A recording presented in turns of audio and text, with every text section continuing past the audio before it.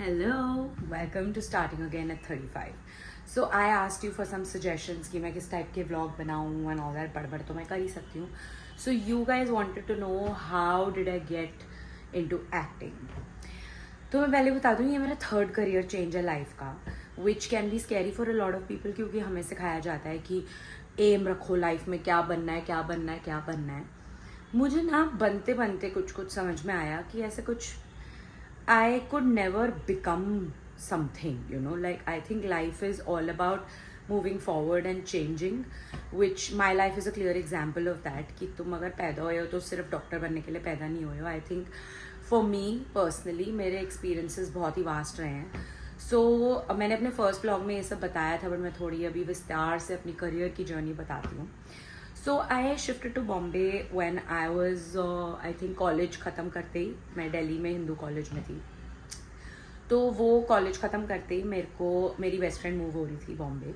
तो I moved here और मुझे अचानक से पहले मुझे लॉयर बनना था. वो जो एक होता है ना बचपन से पापा लॉयर हैं पढ़ाई करने के बाद क्या करना है तो मैं लॉ करने वाली थी. बट फिर मैंने हिंदू कॉलेज से इंग्लिश ऑनर्स करने के बाद सडनली मुझे इवेंट्स में इंटरेस्ट आने लग गया. मुझे पता नहीं था क्या होता है क्या करना होता है. तो मैं बॉम्बे में एक इवेंट मैनेजमेंट का कोर्स करने के लिए आई थी 1 साल का. एंड वो कोर्स करते करते ही आई थिंक 2-3 महीने बिकॉज मैं बॉम्बे में कुछ मेरे फ्रेंड्स थे जो मॉडल्स थे. दे टोल्ड मी कि you know for just extra pocket money हमारे साथ फैशन शोज़ में आ you know they made me meet the right people. जैसे ऐसे छोटे बच्चों को असिस्टेंट्स चाहिए होते हैं बैक स्टेज में. मैं तब 21-22 ईयर्स की थी. तो I think my first job ever was 3 months coming into Bombay. वो पहली जॉब थी कुटियो फैशन वीक नाम था उसका. उसमें मैं बहुत ही नेचुरली ना बड़ी अच्छा काम करने लग गई मैं. तो I was first an assistant backstage manager. फिर मैं बैक स्टेज मैनेजर बन गई. Some choreographers picked me up because they liked me. I was assisting a choreographer for at least 5-6 years. फिर जैसे अब धीरे धीरे यू नो आपको थोड़ी समझ आने लगती है. मुझे लगा मैं कोरियोग्राफी में भी इंटरेस्ट रखती हूँ थोड़ा. So then I started choreographing my own shows. That only happen for 1-2 years because तब इंस्टा का थोड़ा बूम आ रहा था तो फैशन शोज़ कम हो रहे थे. थैंकफुली मेरी लाइफ में ऐसे करियर्स आए हैं जो एकदम पीक पे पहुंचे और फिर ना वो ट्रेंड चेंज हो गया. तो फैशन शोज़ का ट्रेंड चेंज ही हो रहा था. एक मेरी फ्रेंड थी जो वेडिंग प्लानिंग कंपनी खोल रही थी. तो उस ट्रांजिशन में बहुत easily I became a wedding planner. She opened a company and I joined in and that was actually too much fun because वो करते करते मुझे रियलाइज़ हुआ यार ये भी बड़े मज़ेदार बात है. आप ट्रैवल कर रहे हो दूसरों की शादी प्लान कर रहे हो और हम बहुत अच्छी अच्छी डेस्टिनेशन में शादी प्लान करते थे. That also was for 6-7 years. That was actually my longest career और मुझे लगा था अब मैं यही करूँगी पूरी ज़िंदगी.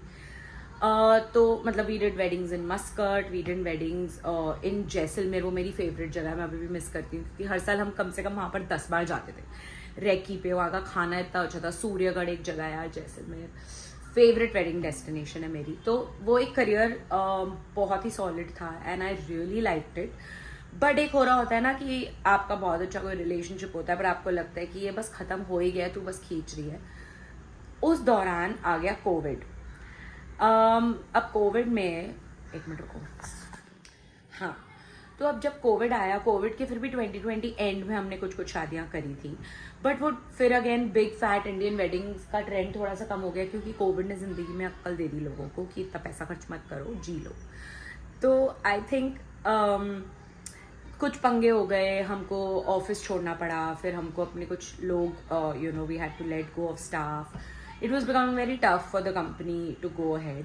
Then I decided कि हाँ अभी बस हो गया. तो that you know I dissolved that partnership in 2021 end I think.